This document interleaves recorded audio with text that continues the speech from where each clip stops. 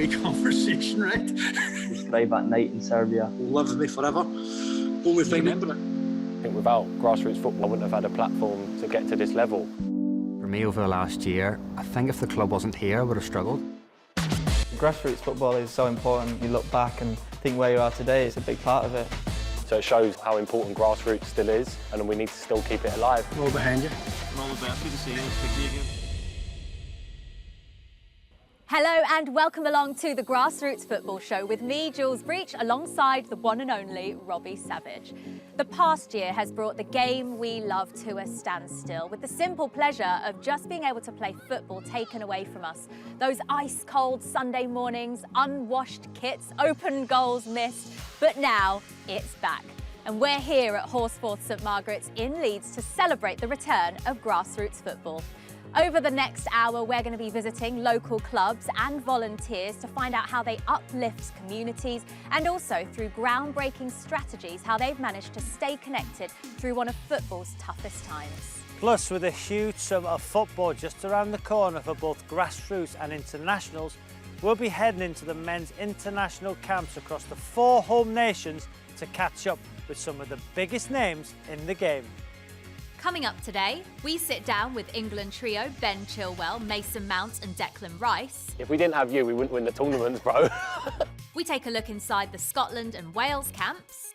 Northern Ireland stars Craig Cathcart, Corey Evans and Johnny Evans take us back to their grassroots club. You know, what they gave to us at that time was brilliant, and I'll be forever grateful. That's me? And the pressure is on the players as they take on our highly complex and sophisticated face smash challenge.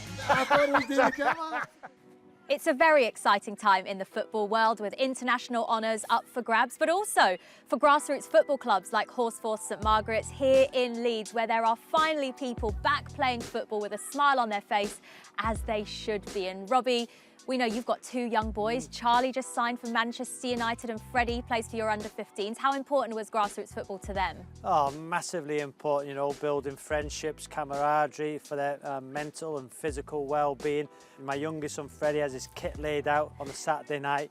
You know, I've got to get him out of bed, but when he gets on that pitch, you know, having fun, that's the most important aspect for me of grassroots football. Children will take different pathways, you know, some will go to the professional game, not many do. So grassroots football is vitally important for all children, regardless of ability or background. Well, to tell us more about the club that we're at today, Horsforth St Margaret's in Leeds, is the club's chairman, David Bramhill. David, tell us a bit more about this amazing club. The club was established in 1921, so this is our centenary year. We brought a junior section to it in 1986. And we've now got approximately 90 teams. Wow. And is Horsforth open to anyone? Absolutely. It's one of the biggest things that we insist on at the club, that it's inclusive. It's open for all children that want to play football. With all of those teams, you must need a whole load of volunteers to help out. The volunteers is the big thing behind it all, and that's where clubs find it difficult. And generally those volunteers are parents, and they get involved at the start at under-7s and then just constantly grow. And it's only successful through the number of volunteers we've got. I've missed it as well as a volunteer, and I'm sure there's hundreds of thousands of volunteers around the country, parents, who have missed it as much. Absolutely, and this is where the club, and it's part of the community. It's bringing families together that potentially would never meet each other, and with us being now a BT connected club, it's going to help greatly communicating with those families. Obviously we've got our clubhouse that's been open now 5 years, but by having the home and the facilities that we've got now, we can actually start to build that community spirit even more, and you've got grandparents watching their grandchildren, and that's just phenomenal and fabulous, and it's what it's all about, is grassroots football. So good to have it back, and thank you so much for talking to us, David.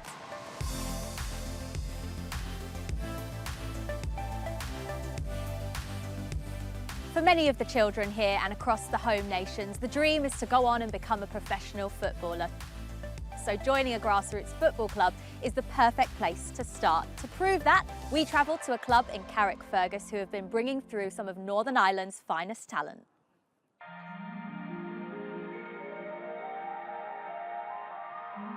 So initially we started in September 1995 with, say, there were 7 or 8 players. It was a range of children from 7 to 15.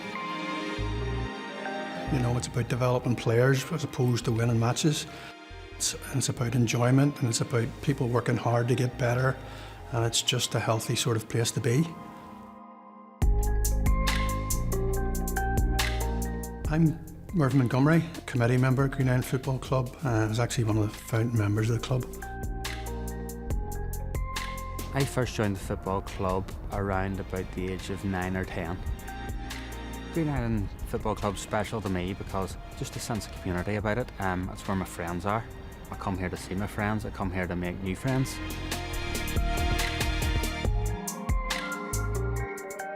We've been lucky enough to have a number of players who have gone on and played at a high level. Obviously the big name is Johnny Evans. Yeah, I played with Johnny for a season or two down here. I remember Johnny being a very good player, and I don't think it's any surprise that he's went on to do what he's still doing. When I started playing at Green Island, my dad and my brother had actually been there a few years before me, and I was a little bit late sort of joining the club, but there's been a few players who have gone on to have good careers that have played there in the past.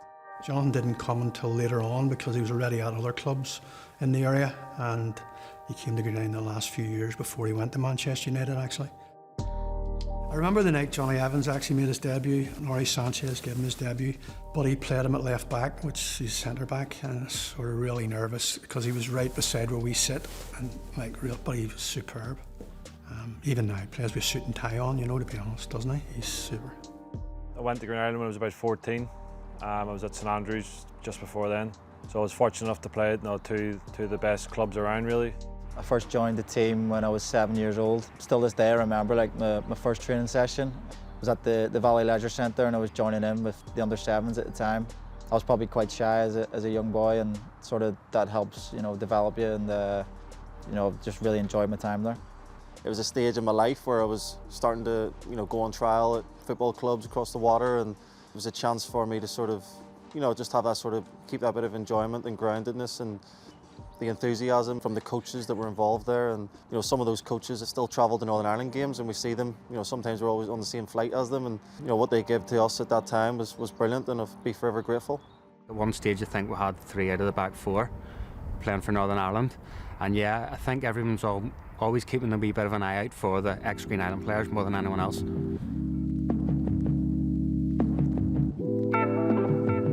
The Milk Cup was the place where Green Island Football Club was first talked about in a pub, basically, for a number of years before it came to fruition, and then we went for it.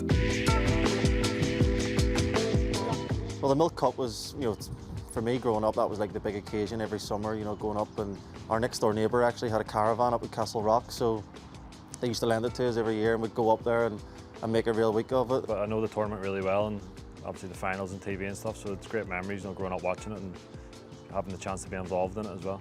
Used to go down with my family every summer. I think I used to go from about the age of 11, 12 maybe, every summer. It was always a dream of mine to play in it. By that time I'd moved away to Manchester when it came to my age, but unfortunately I got injured the week before I was meant to play, so I was gutted. But I made up for it in the end. I got to play for them for Northern Ireland in the under-20s, and we managed to win it. So yeah, great tournament, and one I still follow closely to this day. The dream was to get one player through to play in the Milk Cup team. Within 5 years, we're getting 5 and 6 playing at a point in time, you know. And the Milk Cup's been a massive thing for this club, but also for Northern Ireland football, I think. This club's a very important part of the community because it's a place where people can get together, socialise, see their friends, have a laugh. For me, over the last year, I think if the club wasn't here, I would have struggled a lot more. I think it's great that Green Island have set up the mental health club throughout the pandemic just to help the local kids. It's great too that the club have set up there to help everyone. The mental health programme sort of developed through COVID. We had been delivering some parcels and becoming more and more aware of more and more people having problems. You know, especially for the young kids and mental health, that's what the grassroots football is all about, getting out and having fun and enjoyment, keeping healthy. Normally this club is busy 5 nights a week, Saturday and Sunday, and it's been like a ghost town this past number of months. Forward to getting their players and the community back to play matches and to watch matches and enjoy football again.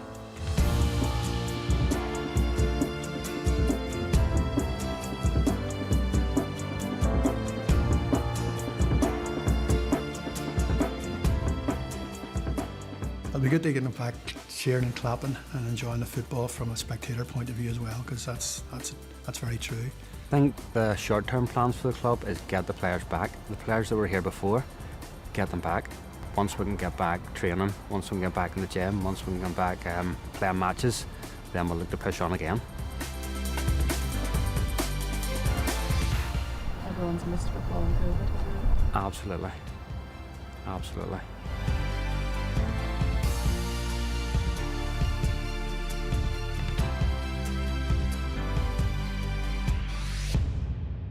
Well, what an amazing club, going above and beyond to help those struggling with their mental health.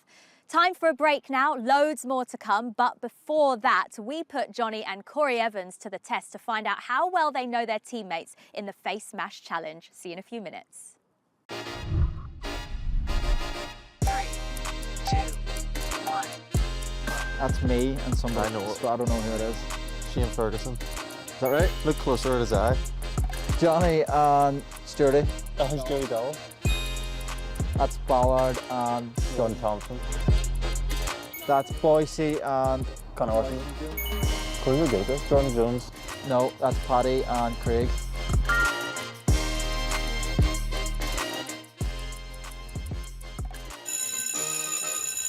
Who did the face mashes? They're good.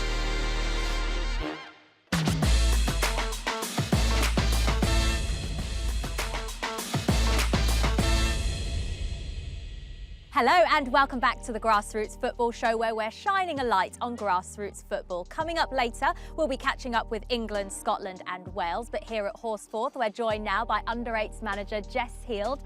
Jess, welcome along. Tell us about the teams that you coach then. So I coach the Under-8 girls teams at Horsforth. So we currently have 2 Under-8 teams. We've got a large squad of 16 girls and they're spread out across both teams, and we're in the process at the minute of creating a 3rd team. So it's excellent, it's growing each week. And driving those arms, knees, high knees, up we go, like this, brilliant. Why is it so important to get more girls involved in football? I think just having the access to the clubs and the teams at the minute. So I know in past when I was playing at their age, I didn't have the access to an all-girls team. I had to play for a boys team. So I think just having that access there and the availability to play and just, yeah, being able to have fun and growing in an all-girls team setting. And you, like other coaches, Jess, do this as a volunteer. How do you manage to balance that with your normal everyday job? So I'm a primary school PE teacher, so it fits perfectly really around the school time, and then being able to be available to train on an evening and matches at weekends. So yeah, it's full on but really rewarding. So what was it like coming back then, your first training session and your first match at the weekend? Fun, chaotic, yeah. The first training session was great. We had a bit of an Easter egg hunt as it was Easter week. It was great for the girls to just see each other, I think, and be back together again, having lots of fun, lots of touches on the ball, which is what it's all about, really. So yeah, and then the match at the weekend was great. They had a first fixture back and drew 7-7, so lots of goals, yeah. It was great, so yeah, it's brilliant. Must be delighted to have it back. Yeah, absolutely. Brilliant. Well, Jess, thank you so much for talking to us. Thank Robbie, you very much. over to you. Next up is the team that gave me one of my greatest summers of football, and I wasn't even playing. We've sat down with Wales Centurion Chris Gunter and winger Dan James to discuss Wales' tournament heroics in 2016 and the gripping summer ahead, before getting some tips on how to get grassroots ready from the head of performance.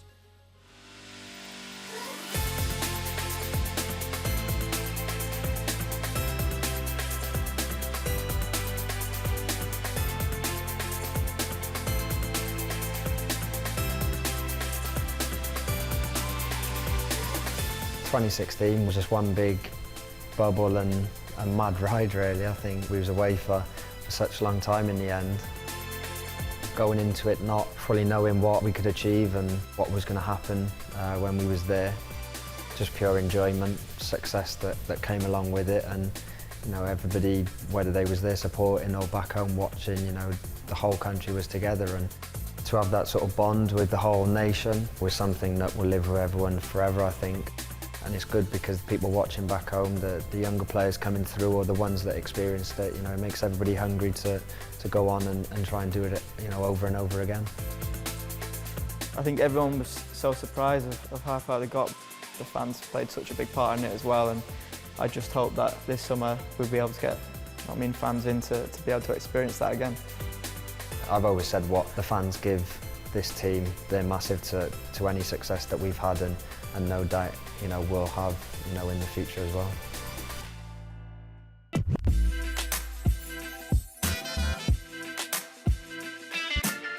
Coaches, I think, so important.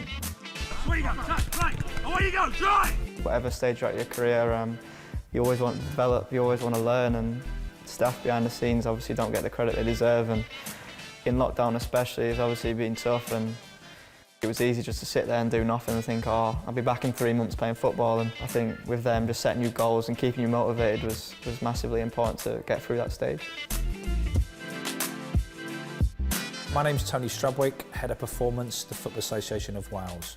My role here at Wales is to manage the physical programme of the players. We'll prepare the players for training. Right, good, James, good. Work alongside the coaches in planning of training in terms of content. Really, our prime focus is to prepare our players to maximise their performance for international fixtures. I mean, looking at Dan, he's a forward player. His super strength is his speed and agility. So much of his programme will be around, you know, maximising his super strengths, where Chris is a fullback, predominantly higher volumes, longer distances, moderate to high intensity, and the emphasis in his position will be on kind of that running up, that run ability, as we can call it, and recover and run ability and go again. To be working at this level, you've got to have a level of professionalism which is a tip of the arrow. Dan's very, very similar in terms of the level of diligence and professionalism of these guys at the top of their game is incredible.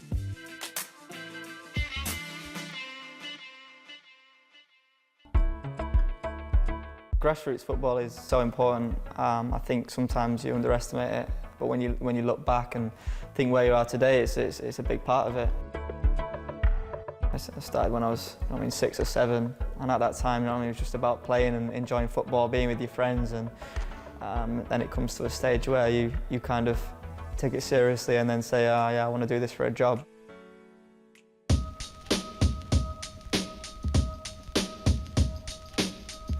Top tips for returning to grassroots football post-lockdown. Number one, certainly build up slowly. So a gradual build up back into the game, very, very important, because what we don't want you to do as football players is come back and do too much too soon. That can increase the risk of injury. Make sure in your training and whatever you do when you're preparing for the game that you make it football specific. So try to work with the ball, try to work multi-directional, and try to make it fun and engaging, i.e. get some reactions in there and try to work with a partner or a small group. Get strong to play the game.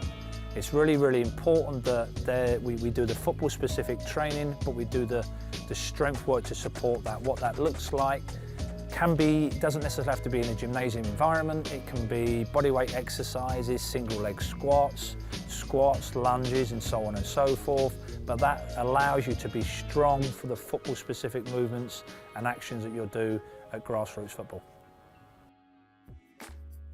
Well, some amazing tips from Tony there. And Robbie, that Wales camp is one you know particularly well. How many caps was it for your country? Should have been a lot more than 39, Jules. Any excuse to mention those 39 though. But look, you've worked with Tony before, haven't you? How important are people like him to football clubs? Well, Tony for me was hugely important, considering I had a compound fracture on my leg, and my rehabilitation with Tony, he learnt me about the nutrition side of the game and pre-activation for getting my muscles ready for a game. And the way I really prepared for games. So Tony was a huge influence on my career, especially as I got older, for looking after my body, trying to have the longevity in my career, which actually retiring at 29 years of age, my country helped me play longer in the Premier League. So Tony was a huge influence on me. How much did those experiences of working with people like Tony and other staff at football clubs kind of influence the way you are as a grassroots football coach now? Yeah, hugely, but I think grassroots is completely different from the academy system. My son, he's an under 15 and he'll lie in bed for as long as he can on a cold Sunday morning. I'll have to drag him out of bed and then we'll go in the car to the game and then he'll just get on the pitch and smash balls everywhere. So for me, I try and encourage the grassroots boys to eat properly, to prepare properly, because if they want a career in the game, try and be as professional as you can, as well as having the fun and entertainment, because at the end of the day, grassroots football is about having fun. Last one on Wales then. How well do you think they'll do this summer? They had a fantastic 2016, didn't they? You know, that win against Belgium. But this summer, it's important that Gareth Bale's fit, Joe Allen, Ramsey, all their big hitters are fit, because like in 2016, we can do well, we can go far, because they've got a great team spirit, a great camaraderie, and yeah, we've got a good chance. Well, not long until we find out. Time for a break now. When we return, we're going to be visiting the Scotland and England camps, but before that, let's find out how Dan James and Chris Gunter got on with the Face Smash Challenge. This one's Bale, Wayne and Bale. Are they all in, like, current players, yeah? 30 seconds, you can't be getting more than... 3, 2, 1. Gaz and Wayne up. It's me and... Who's your name? That's me, Chris Gunter. Is it us? Yeah. That's Ethan and Tyler. Oh, wow. Oh, Johnny and... Oh, Tom and Harry. That's, I've got to take a picture of that. Is that Brennan and... What did we get? 5, 4, 5. We didn't get the last one with Brennan, did we? Top of the league. Lovely. Easy.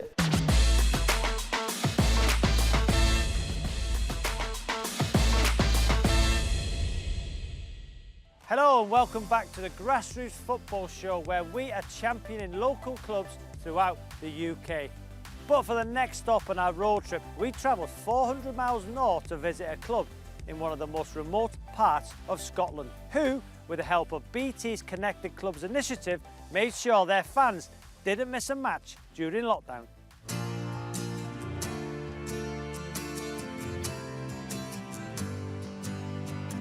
Devonvale is such a special club, solely because of people getting involved. We have a fantastic group of players and we're a club that is open to all. My name's Kevin Stewart and I'm a chairman of Devonvale Community Football Club. I've been involved in the club 14 years. My role is looking at funding opportunities, looking at inspiring projects that maybe we can introduce into the community, but also offering support to our coaches and parents as well. We are here to offer the opportunity to participate in football, no matter age, gender, ability. This club is here and open to anyone. We've got 17 teams at the club, so that's 350 players, made up from kids at 5 years old right through to under 19s. We're covered by near enough 70 volunteer coaches. The importance of grassroots football is phenomenal. Kids kind of struggled, I would say, without football. They've not got that out, they've not got that engagement, that social aspect, or for a mental aspect as well. It's very, very important.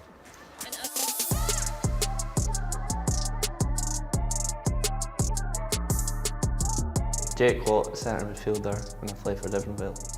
I think I miss the most about the Vale is the team spirit. You win a game, just that bounce in the changing room, I'll be happy, I'll be delighted that we've won the game. Even just at training, having a laugh. Really missed it with obviously not being able to play. I think grassroots football is so important because it's where every professional comes from at the end of the day. Without that, they don't develop, they don't become better players that they are, and I think it also builds a lot of character. Playing with our mates is the best part of a lot of people's careers. Just building connections with people, and that's how it is really. It's the way playing football brings folk together. Ross Aitken, been here for 8 years now. Grassroots football is so important because without that pathway of youngsters coming through, then clubs like ourselves and, well, all clubs would struggle because you need young, talented players coming through. So it's good to see that we're getting back to normality.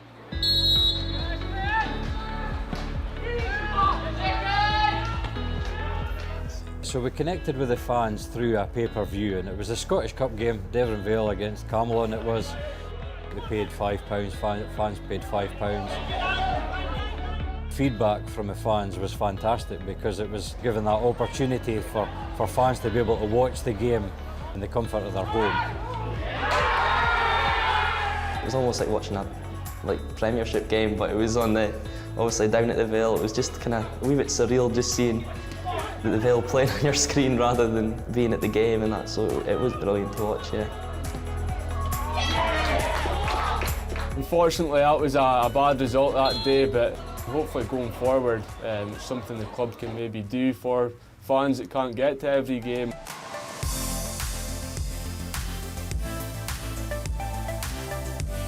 Players that you see coming back tonight are going to be bouncing, they're going to be loud, and you'll see that smile on their faces that how much they've missed football. Oh, they'll be buzzing, they'll just be chasing each other about, all following the same ball, not a care in the world. That's when it's everyone enjoys football, that's when it's at its best. I think the social aspect of it is probably the most important part. You can see by the smiles on their faces that they're enjoying being back, and for me that's probably the most important part. I would say the club itself is very much engaged in the community. Not just focusing on football, but focusing on other things in the community to support other groups and people. It's been brilliant to see just that community and that grassroots coming together to help each other out. But we're not just a football club. We're here to help and support in any way possible that we can. As you can see, grassroots clubs really are more than just football. And we're joined now by a man who not only knows football more than most, but knows this club, Horsforth, more than most. It's Premier League referee John Moss. John, it was, what, 10 minutes for you to get here today? You and your family are very closely involved with St Margaret's. Well, I've got 4 children, so all of them have played for Horse of St Margaret's. 2 of them still do. But yeah, I've been involved with the club for about 15 years now. It's a great little club, and it's nice to be involved in the coaching and running teams and things like that. We saw that Devon Vale is, a huge part of the community. Can the same be said about Horsforth? Yeah, I mean, you can see behind us now, I mean, Easter holidays, children would be bored at home playing on the PlayStations, but they're out, they're playing football. I think what's good about it, we've got so many clubs, all different ages, girls and boys, all ethnicities play at the club, and as you can see, it's in a lovely setting. There's a bar for parents, which is always really important. What's good about Horsforth is we've got a bit of a referees academy where we have a lot of young referees that come through. It's a safe environment for them. You've got the barriers, and a lot of the time I'm around on a Sunday morning so I can encourage and have a quick chat with parents. And a lot of parents now come with the young referees, and just like you were watching your child play football, they're watching the son and daughter referee, and I think we've just got to stick with it. If we want the next generation of referees to come through, as we do with the players, then it's important that grassroots clubs support that aspect of the game. Yeah, absolutely. In terms of the club as a whole, how much of an amazing job do the volunteers here at St Margaret's do? I mean, we're so lucky. I mean, we've got Ange, who's the secretary, who is, she is like every club's dream. She's so organised, she's on top of things. And then we need people every single Sunday. It's just a real sort of family affair where everyone's got to get involved. Come in the bar afterwards, earn some money for the club. We need people to sponsor shirts. You know, we have raffles. It's a real team effort, isn't it? As the ball comes flying towards your head. I'll probably miskick it, John. Just leave it. Before we let you go, John, you mentioned that you used to teach at the school, which is literally just across the park here from this football pitch that we're stood behind. And you also told us that James Milner went to that school. Yeah, I had James Milner in year 6. So when I sent him off last season. Was that difficult, John? That was difficult for you? It was very difficult. It was the first time he stopped calling me sir, actually, so I think it's a step forward. I say you can call me John now. It's okay, James. Great stuff. John, thank you so much for joining us. Right, it's time now to step into the Scotland camp as major excitement is building ahead of a summer of tournament football for the first time in 23 years.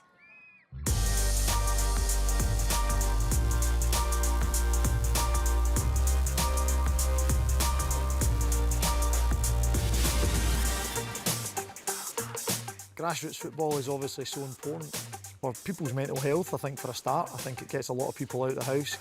Exercise is nothing but great, especially coming up to the summer months. But then also you look at a football sense, you want to be trying to improve. A lot want to be footballers and to be playing grassroots, it's really learning their trade. I think it's great just to get everybody back out the house again, back doing what we did before, enjoying playing football.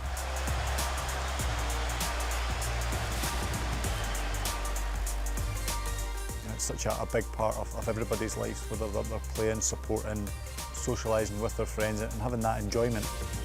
They've been kept inside for too long now, and it's great to get everybody back out there and playing football.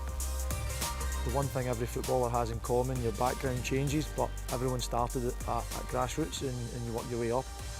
And it's certainly something that I think it's a long way to return.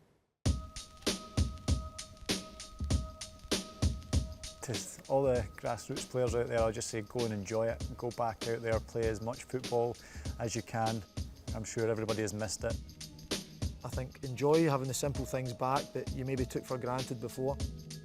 If you've got any aspirations to play football, work really, really hard. You don't need to be the best player, you don't need to have the most ability, but if you work hard, you'll have a chance no matter where you are, and just enjoy it.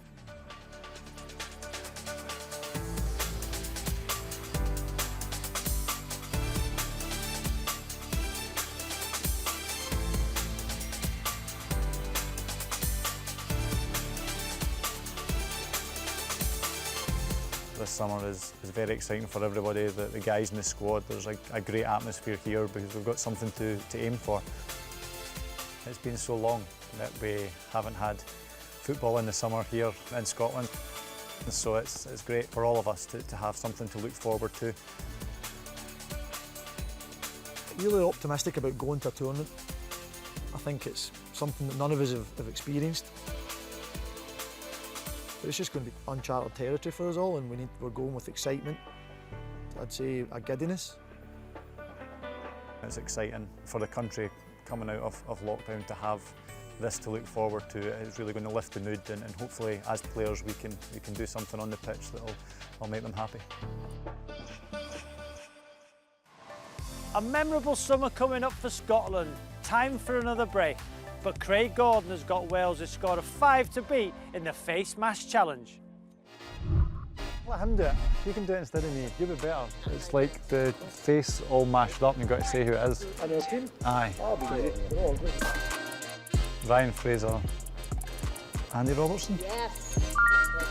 Done well there. McTominay. And me. Callum McGregor, Ryan Christie. Liam Cooper. Stephen O'Donnell. Doesn't look like him. That does not look like him, does it? I thought you were going to use it. Marsh. Never seen that. Never seen that. Not like David Kitman.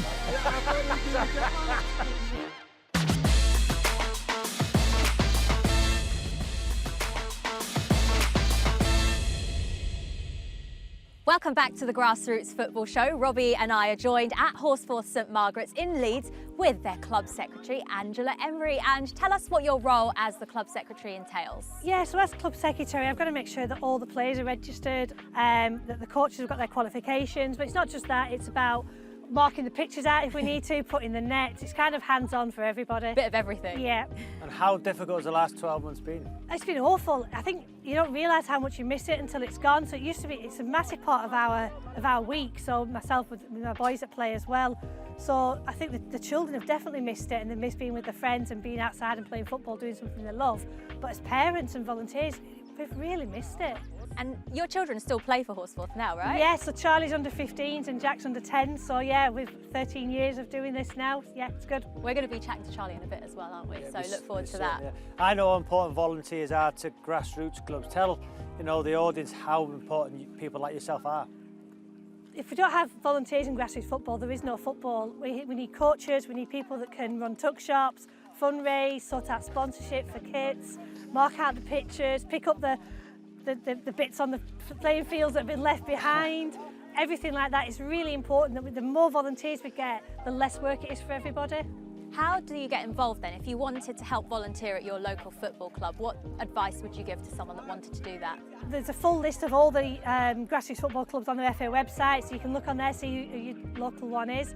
But the FA Playmaker is a fantastic tool for anyone who's wanting to get involved. It's a free online coaching course, so it covers first aid, safeguarding, things that you can do about getting involved. As a grassroots manager myself, Jules, I know how important people like yourself are to the grassroots community. Yeah, and unfortunately we've got a really good committee that everyone pulls together and works and does everything we can to do it. It's clear that not just for you, but your family as well, how important this club are to you, but how big a part of the community is it as well? Oh, it's massive. I mean, we've done events, we've had galas here, we've had a world record attempt here, so it's a really good community spirit. And we're also now a BT connected club. And what that means to us is that it's not just about the football, it's about being able to, when we can open the clubhouse for COVID reasons, is getting homework clubs in there, getting elderly people learning digital sides of it, and young people wanting to write the CVs and helping them with their digital work as well. Well, thanks, Angela, for all the amazing work you do. Without people like you, these local clubs just wouldn't be able to be run. And throughout the show, we have learnt that whether you're playing for your local club or representing your country on the biggest stage, a lot is owed to grassroots football. So we connected Charlie and Trish from Horsforth with the England boys to prove that they're no different.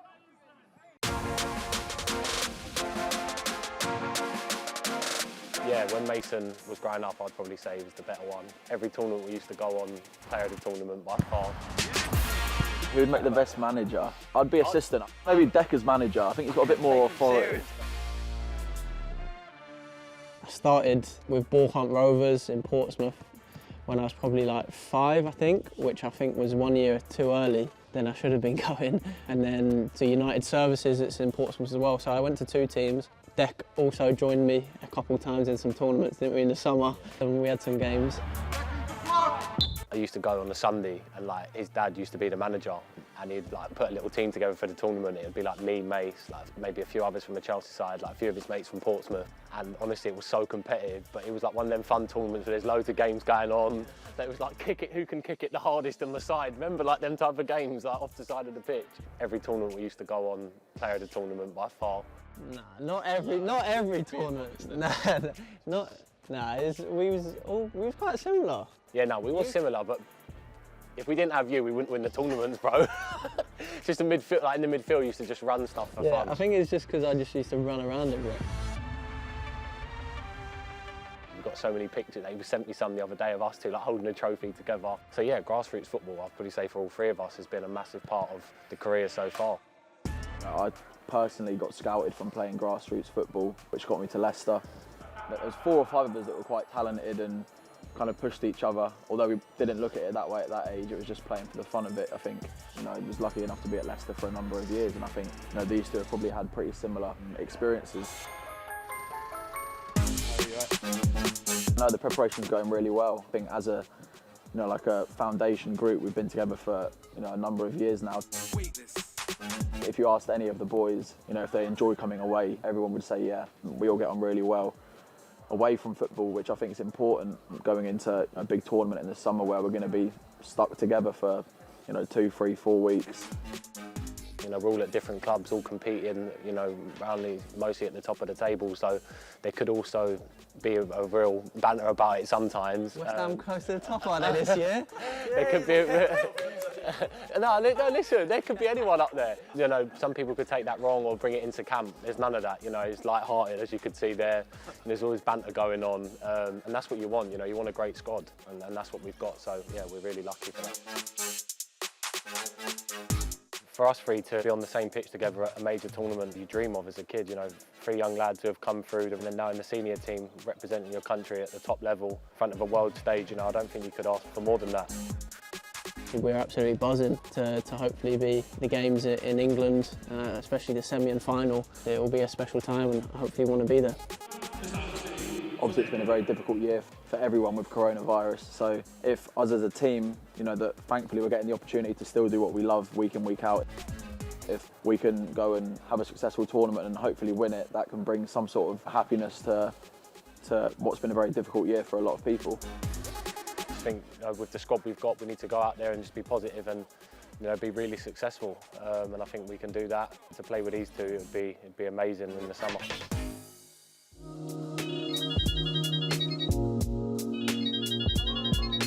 What is it like playing with half crowds in the stadium? We don't like it. We want the fans there. Without them there at stadiums, it's definitely difficult.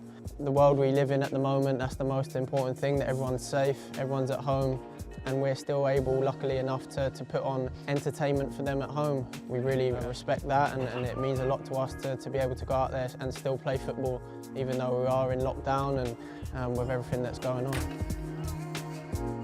Does it feel weird to celebrate without no one there? Oh, yeah, honestly, it's the worst. You're so used to having fans there and celebrating with the fans. My first England goal was actually in an empty stadium, so it was a weird one for me because usually where the fans would be there, you could enjoy such a great moment. Of course, it was amazing to score, but to not have the fans there, I think it took it away, like the specialness of it a little bit.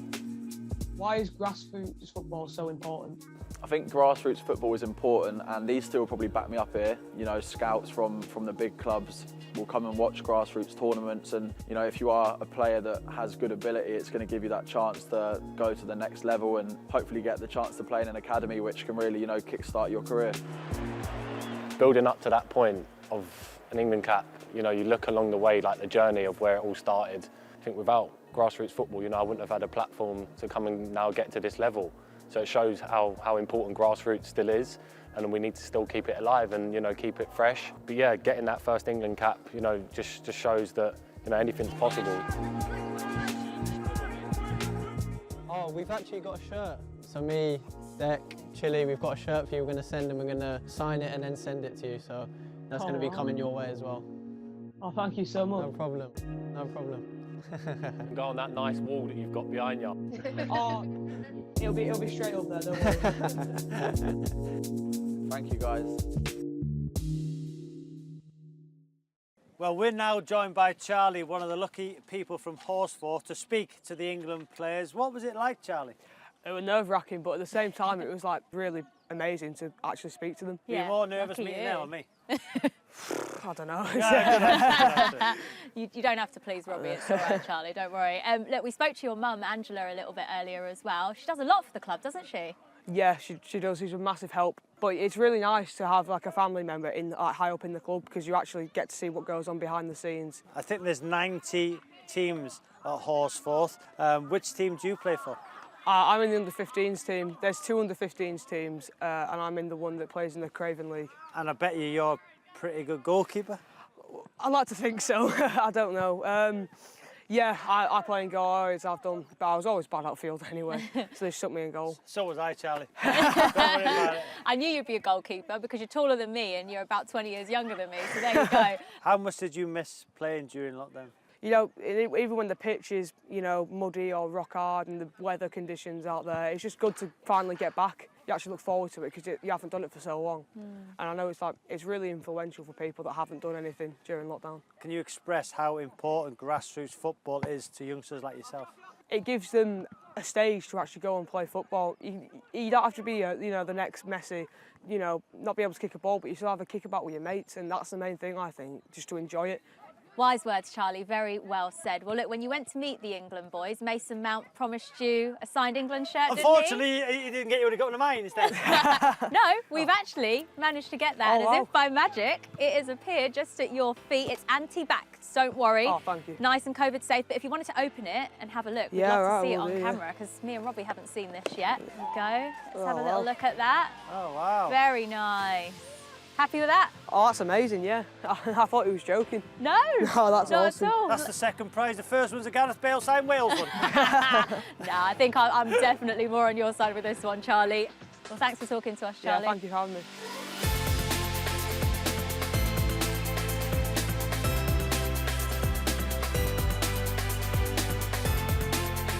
That's the full-time whistle and all we've got time for on the Grassroots Football Show. A big thank you to everyone here at Horsforth St Margaret's and to all the connected clubs that we visited too.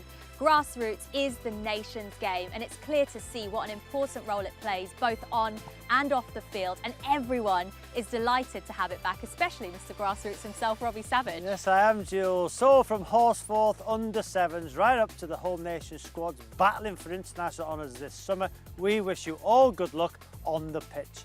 And we've heard how important volunteers are for keeping Grassroots alive. So if you would like to get involved, head over to the Playmaker course, where over 30,000 new volunteers have enrolled since last year. Good luck. Thanks for joining us. Bye-bye.